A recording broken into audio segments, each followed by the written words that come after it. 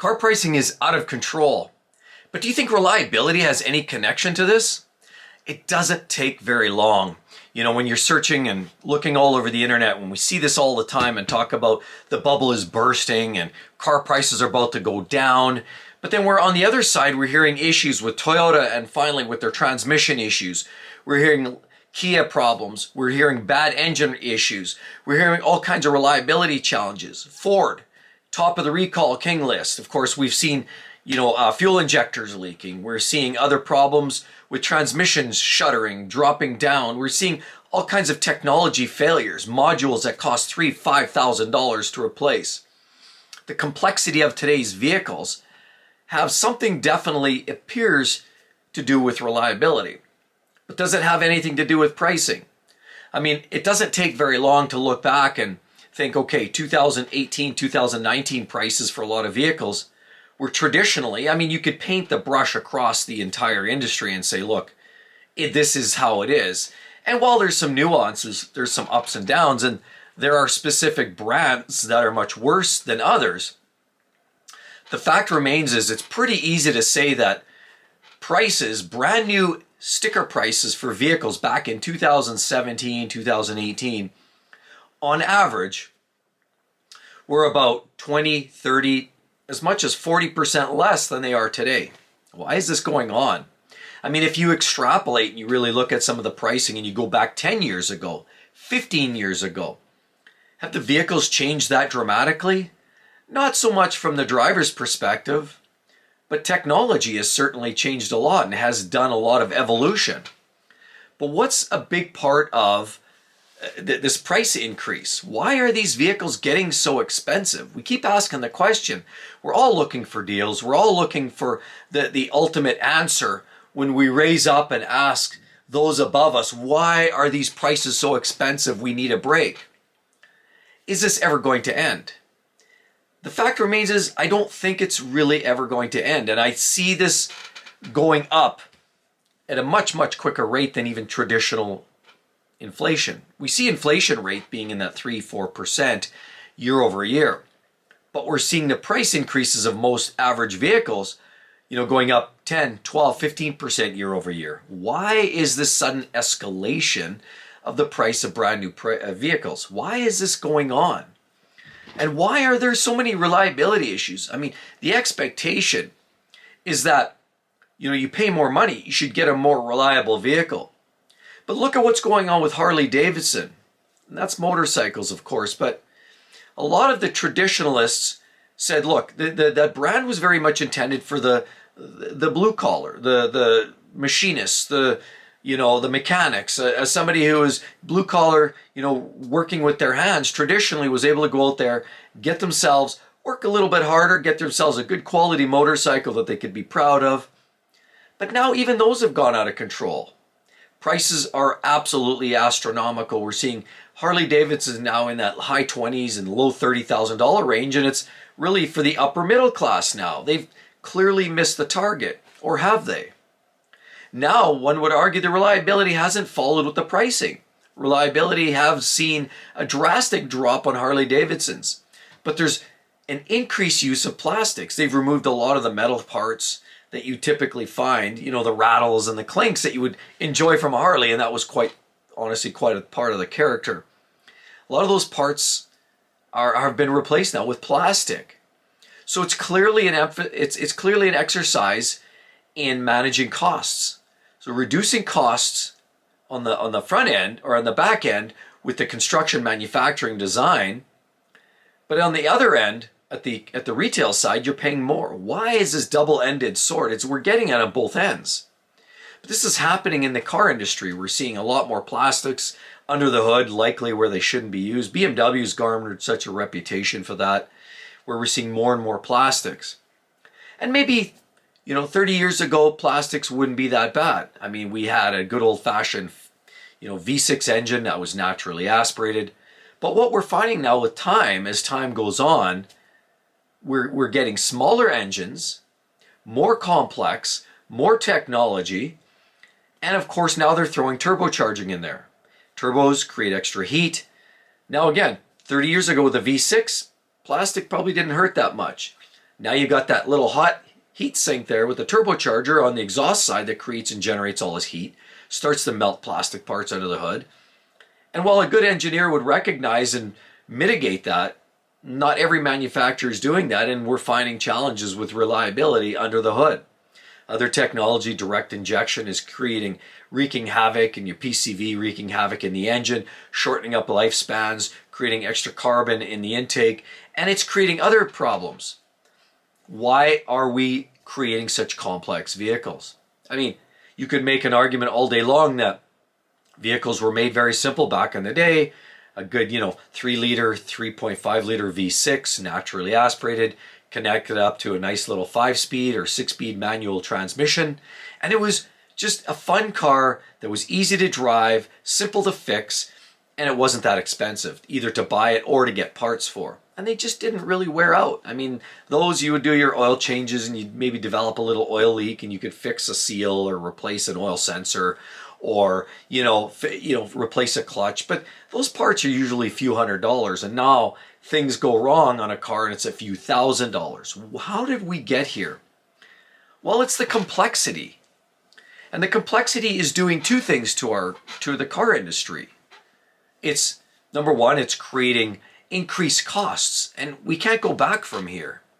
The complexity is adding cost. Did you know that why a lot of electric vehicles, or not electric vehicles, why do a lot of vehicles have electric steering these days? I would say the vast majority of vehicles today have some form of electric steering. Why is that? What do you think that is? Do you think it's just to be cute? No, it's because, for example, a technology like lane assist. Lane assist is a technology that or lane keep assist, LKA, when you're driving along, and a lot of these are driven by regulations, governments, industry leaders, and a whole host of other people that feel that they know what's best, is you're driving down the road and you get kind of tired and your car starts to drift into the shoulder. Well, that system is there to detect that vehicle's drifting. But how does it get you back into your lane? Well, it needs the ECU and electronics to sense that you're going off kilter, and then it's their design to turn that steering back in. Well, you've got to think with an old school mechanical steering setup, the systems wouldn't work together. They don't jive. So that's why they now incorporate electric steering for programs like this, for additional technology that's in some cases are mandated, in some cases it's just cute technology there to promote a vehicle and a new design. But in all cases, it drives prices up. Lane keep assist, electric steering, electric brakes. We have all these new technologies, all of these, backup cameras. We have remote key fobs, open access for everything. We have these big sliding sunroofs. We have all this technology that really hasn't made our vehicle driving experience any better. And as most driving enthusiasts would say, people who actually enjoy driving a car, the best thing that you can get are the sound, a little bit of performance in the back seat, and of course, a manual gearbox. But all of which have pretty much gone away. It's hard to find a naturally aspirated engine anymore. It's hard to find a manual gearbox anymore. And now because most cars are turbocharged, it's pretty much hard to find a car that actually sounds like it's worth driving. Almost everything now is based on a 2-liter turbo 4-cylinder engine or a turbocharged 1.3 liter 3-cylinder, or everything's tied together with a hybrid drivetrain and CVT, which howls and whines. And some argue that it's a better, more efficient system, but it's gone are the days of fun driving. Now it's an appliance, it's a toaster, it's a blender. And so that hurts both ends. The front end, because all this extra technology is driving prices up, but the back end, because depreciation falls off a cliff, because now all of this technology is used as a marketing scheme. And so when you're out shopping for a new car, a lot of people don't care about how it drives. They just see it as an appliance to get from A to B. And so if they're driving a 5-year-old car, now that technology looks obsolete, outdated. It only has a 6-inch screen. It doesn't have the new 13-inch screen available. So people want the latest and they're willing to pay. But what that does is push some of the older products down into the market and hurts their depreciation, particularly cars that are more electrified. We're seeing depreciation take a real toll on vehicles that are hybrids and even more so pure electric vehicles. Have you looked at or looked around in the market? What's going on with Teslas, Porsche Taycans, any of these vehicles, Audi, e-trons? I could go on, but these are the poster childs of the absolute worst depreciating vehicles. And they all come together in one common point: electric vehicles. So it's all of this new technology that's causing increase in prices on the front end. It's causing extreme depreciation on the back end. And unfortunately, because all this new technology, it's causing reliability challenges. I mean, look at Toyota now. I've never heard of so many challenges in one manufacturer that was known for high levels of reliability as I have today. Toyota's fighting off and fending off all kinds of problems. As a matter of fact, with lawsuits and bulletins, TSBs from Toyota themselves about this new Tacoma 8-speed automatic transmission, we've never heard of such a wide swath of problems by a brand like Toyota in the past. You know, we've seen issues as well with their 3.4s. How do these quality challenges make it to the market? How do you drive a modern day Toyota and feel good about it like you did 20 years ago? You simply don't.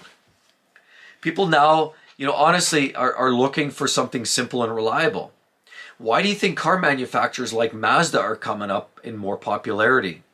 Because you can still get a torque converter auto or a manual gearbox, and you can still get a naturally aspirated four-cylinder, a 2.5 liter four-cylinder. Sure, you can upgrade and get a turbo version or a GT and get you a turbo, but it's still a fairly simple vehicle with a slightly dressed down level of technology.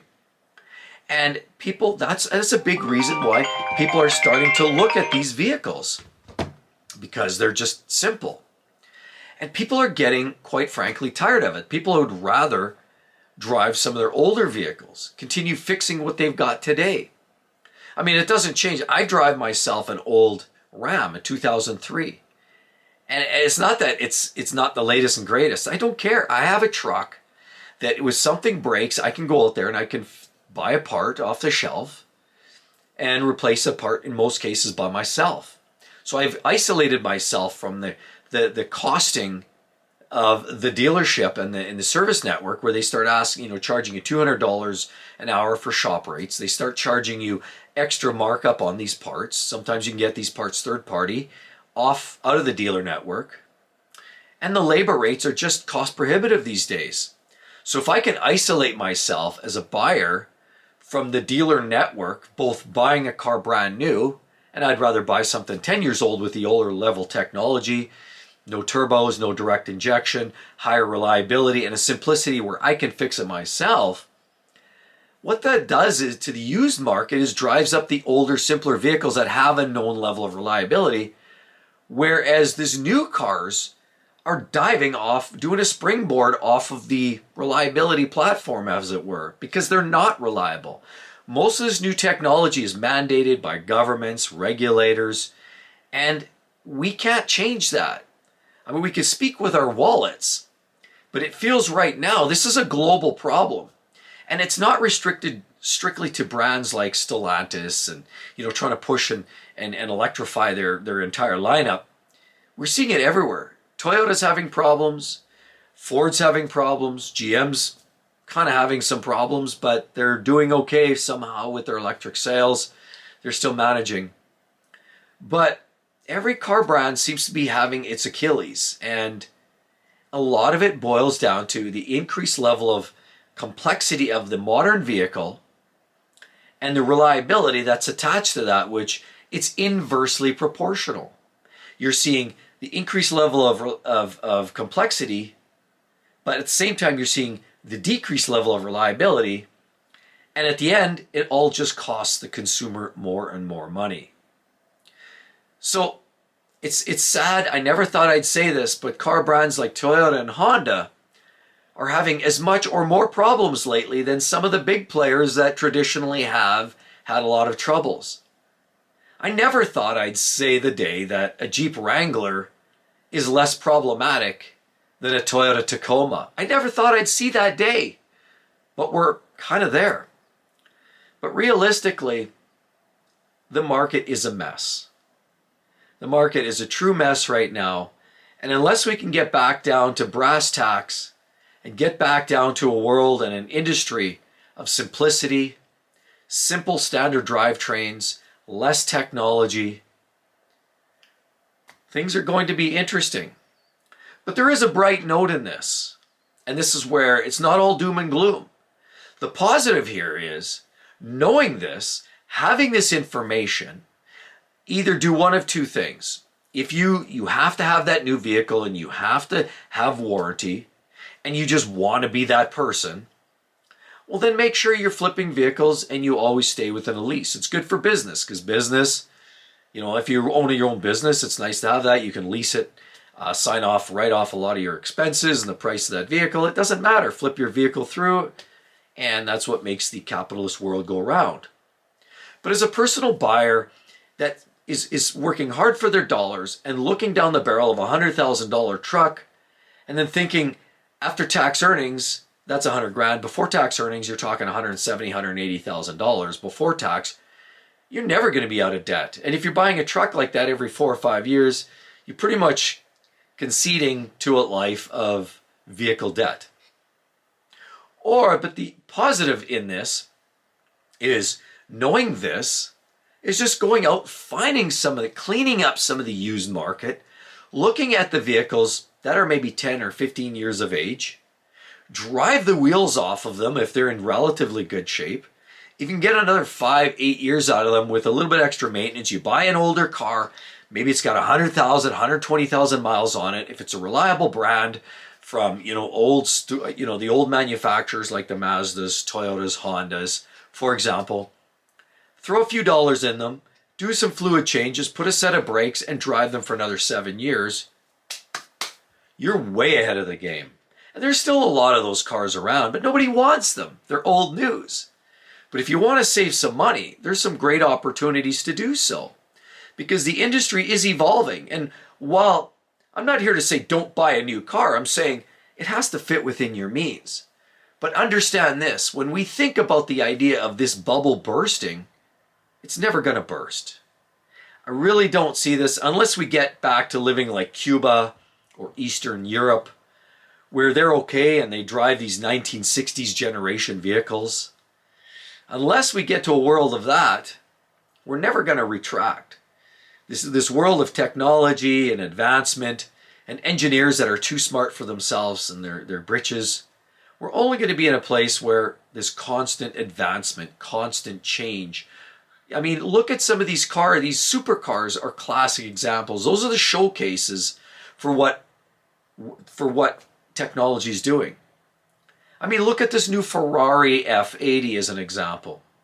Absolutely lovely car and based loosely around their successful race program. But there's a lot of people that would rather have the older stuff. The Ferrari Enzo, the F40s, the F50s. Even the LaFerrari was sort of the end of the road. Even though that was hybrid, part of the Trinity with the P1 and the Porsche 918. It in itself was sort of that end of the road, a big V12. It just happened to have a little electrification on the back end. Now, even car brands like Ferrari, everything is going hybrid. 296, SF90, and now the F80. And the development programs just push these cars into mass levels of complexity. McLaren, the Artura. We're seeing this all over the map. And so, this isn't exclusive to a Hyundai or Kia or Honda. This is happening over the entire industry. So as we see technology advance, performance, regulators get in there, the EPA, the standards, the drive for zero emissions, just means that unless something drastically changes,